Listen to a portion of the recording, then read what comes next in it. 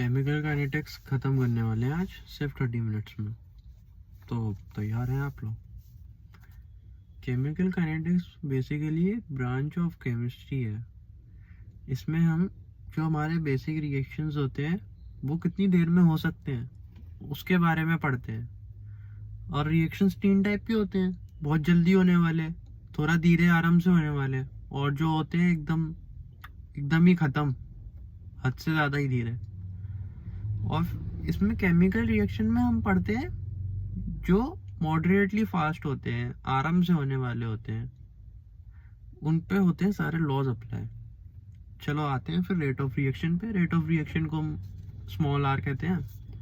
Rate of reaction speed होती है जिससे केमिकल रिएक्शन होता है।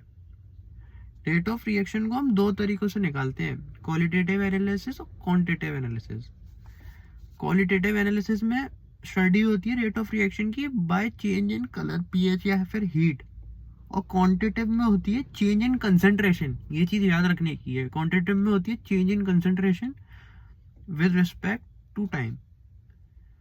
मान लीजिए कोई रिएक्टेंट है, वो प्रोडक्ट में बन रहा है, तो रिएक्टेंट R1 P1 में बन रहा है इन टाइम T1 सेकेंड। ऐसी R2 P2 में बन रहा है इन टाइम T2 सेकेंड। तो जो रेट ऑफ रिएक्शन है अपना स्मॉल r, वो होता है change in concentration upon time taken. और रिएक्टेंट का रेट ऑफ रिएक्शन निकालने के लिए हमें जो बाद में हमें मिल रहा है reactant R2 minus R1 upon T2, बाद वाला टाइम माइनस पहले वाला time T1 is equal to R minus delta R upon delta T। change in concentration of reactant decreases with time. It means that for product rate of reaction is equal to P2 minus P1 upon T2 minus T1. We can also say it like that, R is equal to plus delta P upon delta T. Plus इसलिए क्योंकि product हमारा बढ़ रहा है, और same हमने rate of reactant के में माइनस लिया है क्योंकि उसका हमारा घट रहा है वैल्यू। अब ऐसे हम आते हैं किसी भी रिएक्शन के लिए रेट ऑफ रिएक्शन होती है decrease in concentration of reactant is equal to increase in concentration of product. और हमारी यूनिट होती है रेट ऑफ रिएक्शन की। If rate of reaction is express in terms of concentration then unit of R is mole litre second. याद रखिए, mole upon litre into second, simple सी बात है। और रेट ऑफ रिएक्शन 2 टाइप का होता है, टर्म्स ऑफ कंसंट्रेशन में या टर्म्स ऑफ प्रेशर में। अगर हम टर्म्स ऑफ प्रेशर में करेंगे तो ATM पर second, ATM upon second I mean. Rate of reaction में अगर सेम स्टोइकियोमेट्रिक कोएफिशिएंट होता है, जैसे कि A plus B arrow C plus D, तो वही R is equal to minus delta A upon delta T is equal to minus delta B upon delta T is equal to plus C upon delta T is equal to plus delta D upon delta T. Rate of reaction for equation having different stoichiometric coefficient, that is small a plus small b, capital B is equal to small c, capital C plus small d, capital D.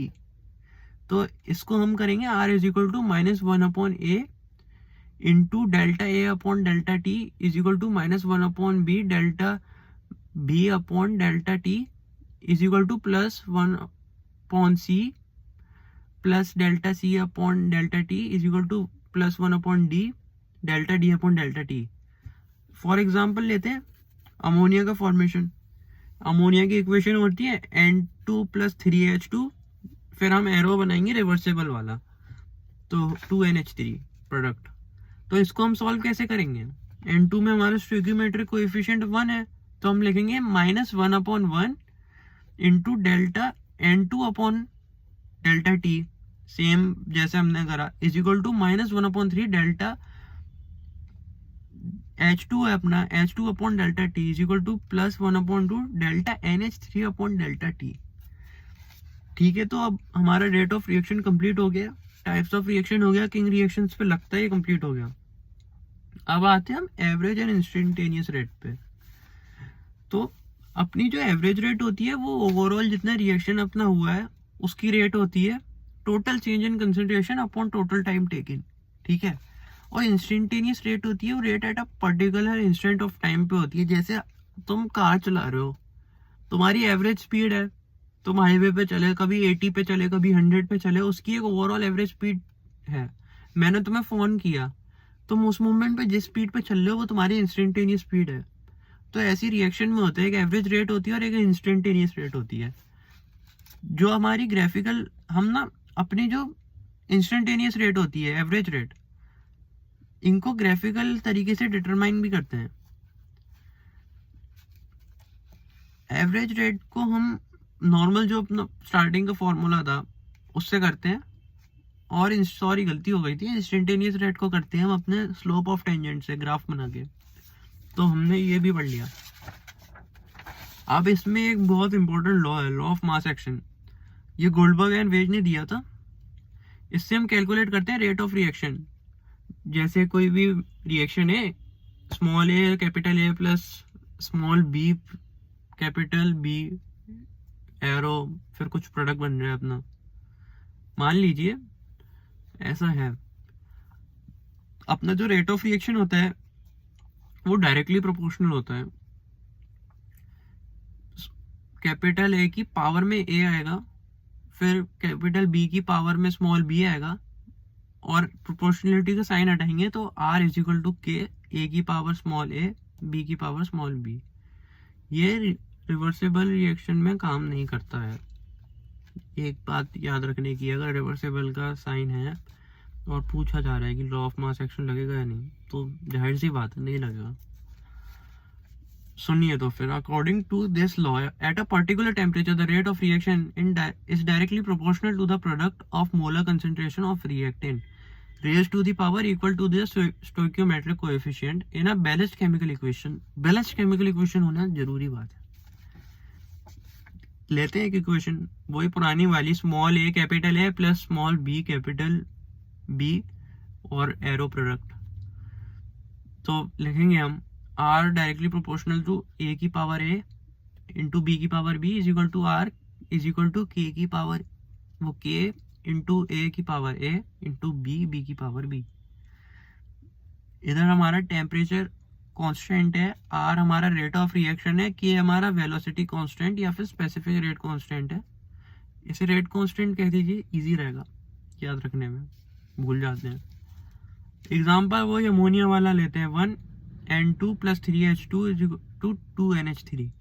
तो इसको हम करेंगे R is equal to N2 की power 1, क्योंकि 1N2 है, फिर into फिर H2 लिया, H2 की पावर 3, क्योंकि 3H2 है। जो स्टोइकियोमेट्रिक कोएफिशिएंट है वो पावर में चला जाता है, लॉ ऑफ मास एक्शन में ऐसा होता है।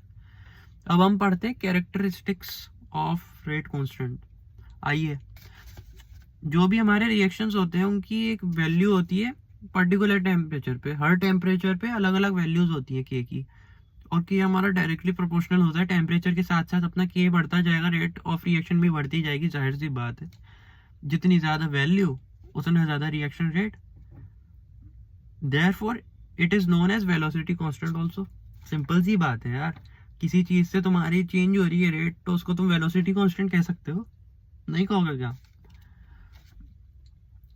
और जो वैल्यू होती है वेलोसिटी, वो वैल्यू होती है जो रेट कांस्टेंट की, वो डिपेंड नहीं करती है कंसंट्रेशन ऑफ रिएक्टेंट पे। कंसंट्रेशन रिएक्टेंट का कुछ भी हो, तुम्हारी वैल्यू पे फर्क नहीं पड़ेगा। ऐसी एक रेट लॉ होता है। रेट लॉ मैथमेटिकल रिलेशन होता है जो हमें ट्रू रेट ऑफ रिएक्शन देता है, as rate law is determined experimentally. मान चलो एक एग्जांपल से समझते हैं। एक रिएक्शन है, small A capital A plus small B capital B, और इससे बन रहा है product. According to rate law R is equal to K, जैसे हमने पहले किया वैसे ही करना है। आर इज इक्वल टू के लिखा ना, फिर उसके बाद हमने ए लिखा, अपना रिएक्टेंट का कंसंट्रेशन, उसकी पावर में हम स्मॉल ए नहीं लगाएंगे, एम लगाएंगे, जो कि एक्सपेरिमेंटल वैल्यू है, ठीक है। इनटू बी की पावर में एन लिखेंगे, क्योंकि वो एक्सपेरिमेंट से जो वैल्यू मिल रही है वो चीज है भाई। पावर और एम एन का मतलब है एक्सपेरिमेंटली निकाली गई। ये और भी मतलब लॉ ऑफ मास एक्शन से निकाली। लॉ ऑफ मास एक्शन हमने पहले पढ़ा, अब रेट लॉ पढ़ रहे हैं, दोनों सिमिलर से हैं, बच्चे कंफ्यूज हो जाते हैं। अब हम ऑर्डर ऑफ रिएक्शन की बात करते हैं। ऑर्डर ऑफ रिएक्शन सम होता है पावर ऑफ रिएक्टेंट की in rate law expression. For a reaction a small A capital A plus small B capital B, इससे हमारा प्रोडक्ट बन रहा है according to rate law R is equal to k A की power m B की power n, और m plus n का जो हमारा एडिशन होता है वो हमारा ऑर्डर होता है। जैसे मान लो a है हमारा कोई रिएक्टेंट और b है कोई रिएक्टेंट, a का जो वो है पावर वो 1 है, b की पावर 2 है, तो तुम दोनों को m और n को इनको प्लस कर दोगे तो तुम्हें 3 मिला, तो ऑर्डर तुम्हारा क्या हो गया, 3 हो गया।